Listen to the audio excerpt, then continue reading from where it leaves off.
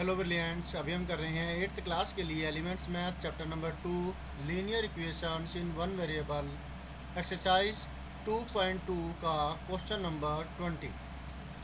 तो यहाँ पर भी ये अपस्ट्रीम और डाउनस्ट्रीम का केस है, आपको ये ध्यान से समझना होगा, नहीं तो ये सम आपके लिए टिपिकल हो जाएगा।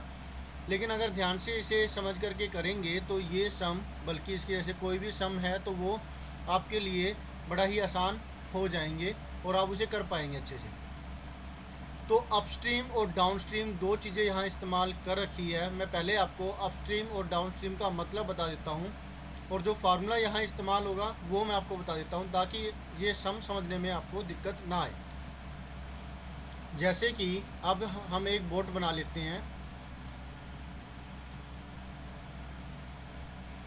ये बोट हो गई हमारी।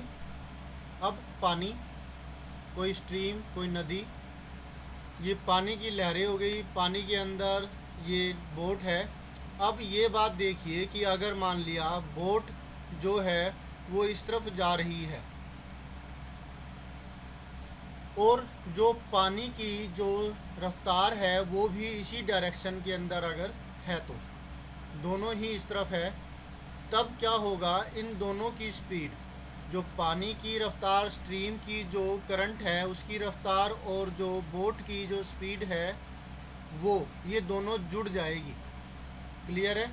और अगर जो बोट है वो इधर जा रही है लेकिन जो पानी का बहाव इसकी अपोजिट डायरेक्शन में है, इस तरफ, तो ऐसे केस के अंदर जो स्पीड है बोट की अपनी खुद की एक नॉर्मल जो स्पीड एक खड़े पानी में, स्टिल वाटर में होनी चाहिए, उसके मुकाबले में कम हो जाएगी। ये बिल्कुल वैसे ही है जैसे कि आपने भी कभी महसूस किया होगा, आप खेलने के लिए साइकिलिंग कहीं जा रहे हो या साइकिलिंग कर रहे हो, तो उस टाइम पर जब एक नॉर्मल कभी हवा नहीं बह रही, उसके मुकाबले में अगर कभी हवा बह रही है तो आप उसके अपोजिट डायरेक्शन में साइकिल को चला रहे हो तो आपको ज़्यादा जोर लगाना पड़ता है और आपकी स्पीड कम हो जाती है। लेकिन अगर आप हवा के बहाव के साथ ही अपनी साइकिल चला रहे हो तो आपकी स्पीड बढ़ जाती है, आपको कम एफर्ट लगाना पड़ता है और आपकी जो स्पीड है पहले के मुकाबले में कहीं ज़्यादा हो जाती है। तो बिल्कुल वैसे ही ये भी इसका एग्जाम्पल है,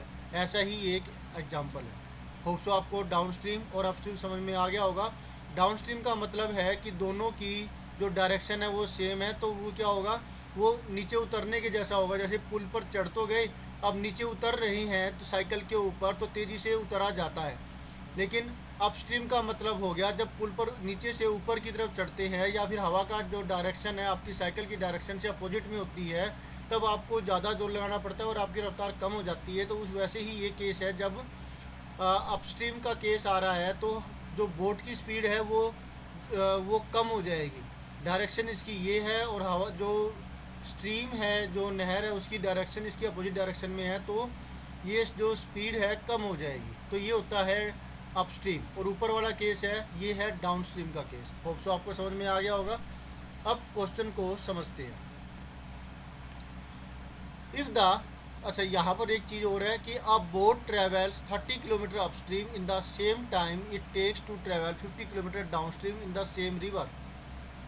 अब जो बोट है वो अपस्ट्रीम यानी कि बहाव के अपोजिट डायरेक्शन में जब जाती है 30 किलोमीटर, तो वो उतना ही समय लेती है जितना कि वो बहाव की, जो पानी का बहाव है उस डायरेक्शन में अगर बोट जाए 50 किलोमीटर, तो दोनों का जो ट्रैवल टाइम है वो सेम है। अपस्ट्रीम में और डाउनस्ट्रीम में दोनों में टाइम बराबर लग रहा है, लेकिन जब अपस्ट्रीम जाती है तो 30 किलोमीटर लगता है और जब डाउनस्ट्रीम आती है तो 50 किलोमीटर। तो ये एक चीज़ दोनों में बराबर है टाइम। अब आगे क्या दे रखा है, if the speed of the river, अगर रिवर की स्पीड 5 किलोमीटर पर आवर है तो find the speed of the boat in still water. अगर पानी का जो रफ्तार है, नदी के जो पानी का रफ्तार है वो 5 किलोमीटर पर आवर अगर है, तो आपको जो बोट की स्पीड है वो शांत पानी में कितनी है वो निकालनी है। ठीक है, तो हम लेट कर लेंगे speed of boat in still water और फिर हमारा जो काम है आसान हो जाएगा। फार्मूला जो अप्लाई होगा वो होगा टाइम का, जो पहले भी हमने इस्तेमाल किया है। ऐसा ही कोई क्वेश्चन था डाउन स्ट्रीम अप स्ट्रीम का, क्या था वो? मिल नहीं रहा, कहाँ गया? अभी मुझे ये नहीं मिल रहा है। तो अब इसका एक तरीका ये है कि भाई हम सर्च करें। मैं सर्च करता हूँ डाउन के नाम से। ये देखिए, एक तो ये आ गया डाउन के नाम से, डाउन स्ट्रीम का केस था जिसमें ये वाला फार्मूला इस्तेमाल हुआ था। और एक जो है ये भी नहीं, ये भी नहीं मिला भाई। चलिए, इस्तेमाल तो किया था वैसे इसके अंदर, शायद समझने में दिक्कत हो गई। 17 क्वेश्चन में इस्तेमाल हुआ था डाउन स्ट्रीम वाला जो केस आया था, वो आपने समझा था। और अब ये 20th क्वेश्चन के अंदर ये वाला डाउन स्ट्रीम का केस है। चलिए, फार्मूला हम लिख लेते हैं टाइम का। मैंने ये फार्मूला लिखा होगा आपको समझाने के लिए, तो वो दिमाग में रह गया। टाइम इजगल टू होता है डिस्टेंस अपॉन में स्पीड। इस फार्मूले का इस्तेमाल हम अभी करेंगे क्योंकि टाइम दोनों तरफ बराबर है, अपस्ट्रीम में भी और डाउन स्ट्रीम में भी। तो हम ये वाला फार्मूला इस्तेमाल करेंगे। अब अपनी स्टेटमेंट्स लिखते हैं, वो कौन कौन सी कैसे होगी। तो यहाँ पहले हम लेट करेंगे, let the speed of the boat in still water is equal to x kilometre per hour. ठीक है, ये आ गया, ये हमने मान ली इसकी स्पीड। ओके, इसके बाद हमें जो दे रखा है स्पीड ऑफ द रिवर, तो यही ले लेते हैं copy paste. The speed of the river 5 kilometre per our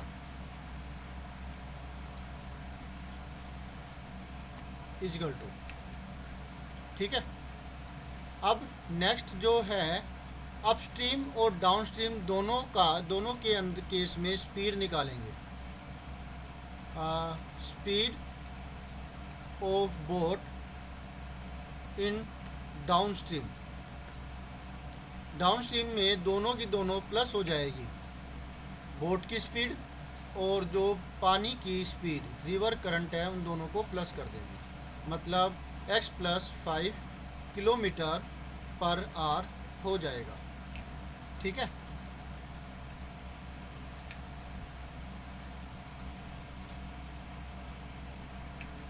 अब speed of boat in upstream, ये तो डाउनस्ट्रीम में थी, अब करते हैं अपस्ट्रीम में।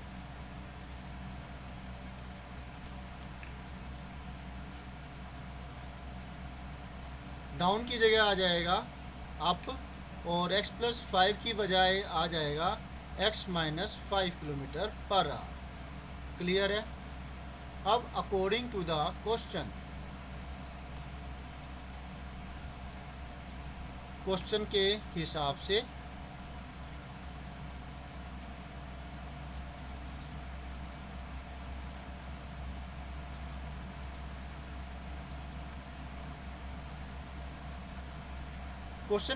से क्या होगा। क्वेश्चन कहता है कि दोनों का टाइम पीरियड सेम है। फार्मूला में इस्तेमाल करेंगे डिस्टेंस अपॉन में speed, time taken while upstream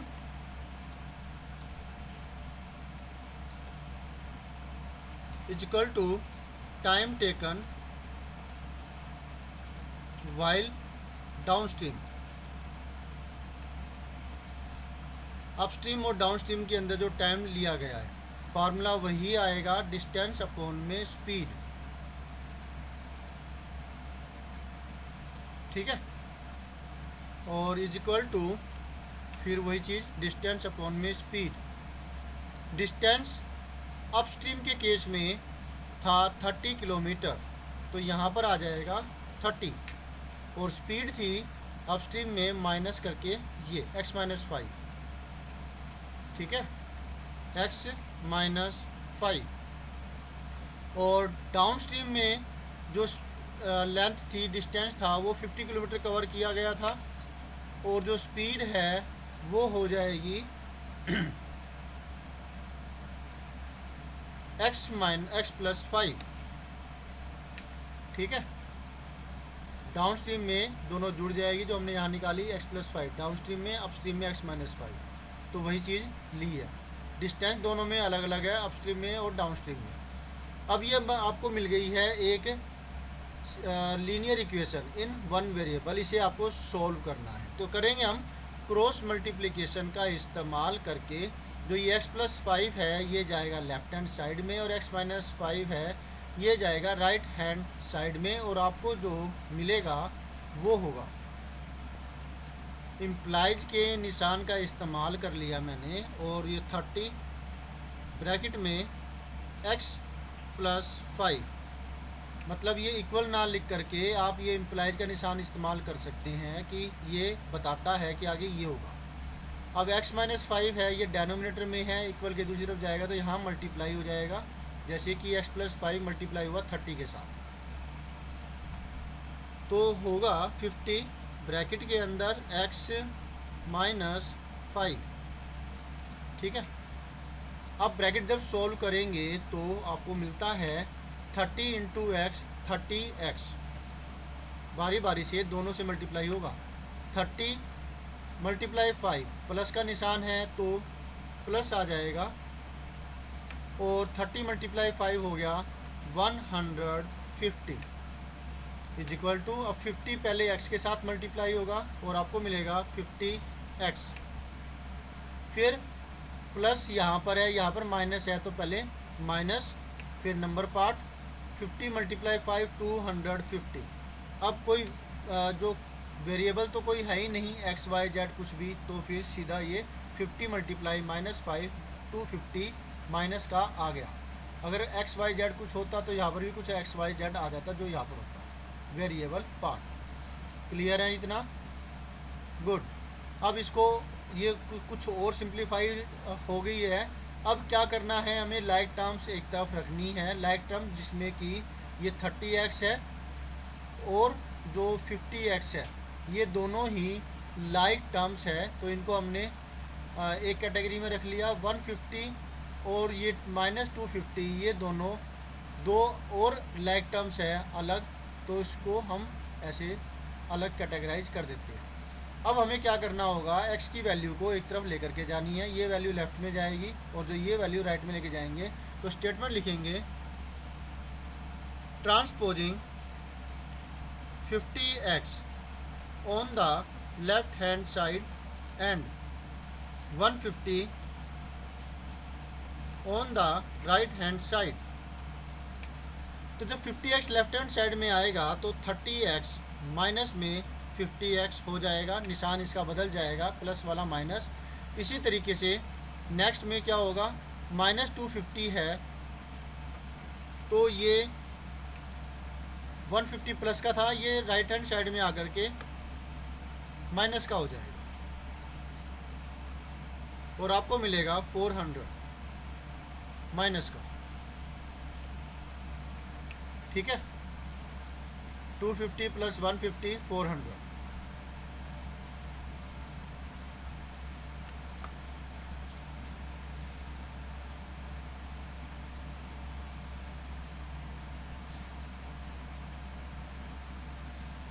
अब आगे हमें क्या करना होगा, हमें यहाँ पे लेफ्ट हैंड साइड में क्या मिला है, दोनों में डिफरेंट साइन है तो सब्ट्रैक्शन होगी, और आपको लेफ्ट हैंड साइड में मिलेगा माइनस का 20x, नहीं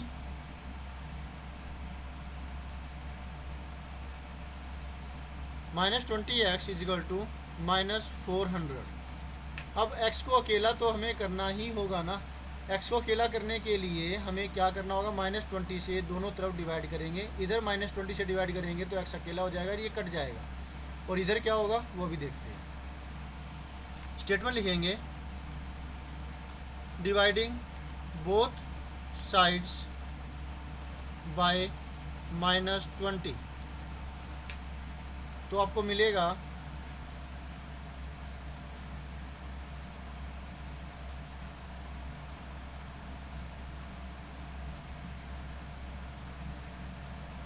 ये चीज़, ठीक है।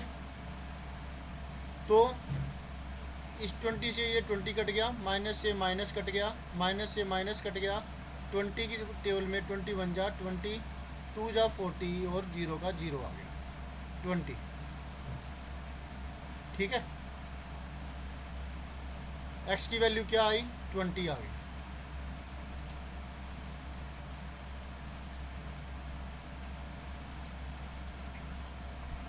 ये चीज़ है, ये हम यहाँ पर ले लेंगे और इसे वहाँ रख देंगे।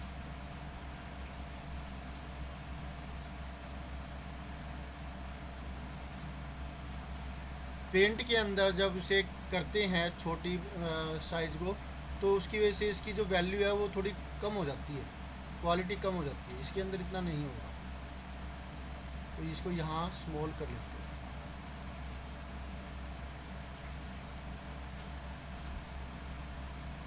ठीक है, इतना समझ में आ गया, गुड। एक्स की वैल्यू 20 आ गई और ये वैल्यू है, ये बोट की स्पीड है। हेंस यह स्टेटमेंट यही से उठाएंगे हम, जो यहाँ पे हमने लिखी थी।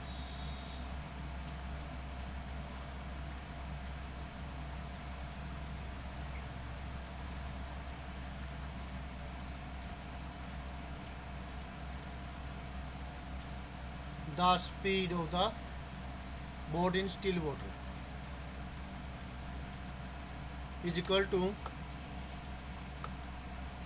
20 किलोमीटर पर आवर।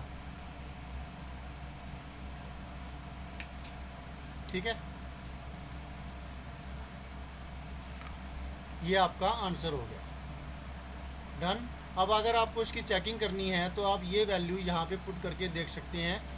30 इसको लिखते हैं पहले।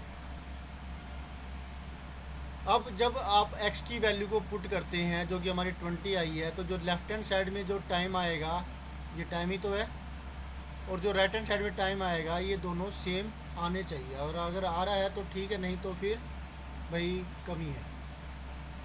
ठीक है, तो फिर पहले हम दीवार खड़ी कर देते हैं दोनों तरफ, आता है या नहीं वो चीज़ फिर देखेंगे। यहाँ पर इसको सोल्व करें। 30 और x की वैल्यू आई थी 20, 20 माइनस 5, 20 माइनस 5, 20 माइनस 5 होता है 15, तो 15 लिख दिया। 15 से इसको काटेंगे, 15 1 जा 15 2 जा, मतलब 2 घंटे का टाइम लगता है 30 किलोमीटर का डिस्टेंस कवर करने के लिए। 2 घंटे डाउन स्ट्रीम में नहीं है, अप स्ट्रीम में है, क्योंकि माइनस है ना। अब यहाँ पर भी 2 घंटे लगते हैं क्या, वो देखते हैं।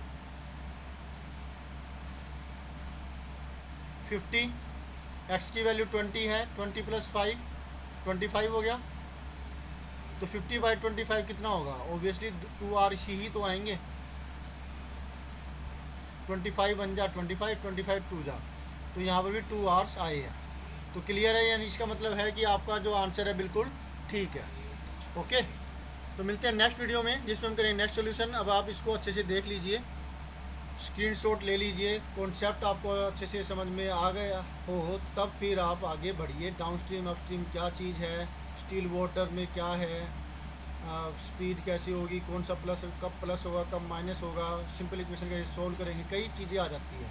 ये एक पार्ट हो गया, ये नेक्स्ट पार्ट, और जो लास्ट वाला पार्ट है वो दूसरे कॉलम में आपने देख ही लिया होगा।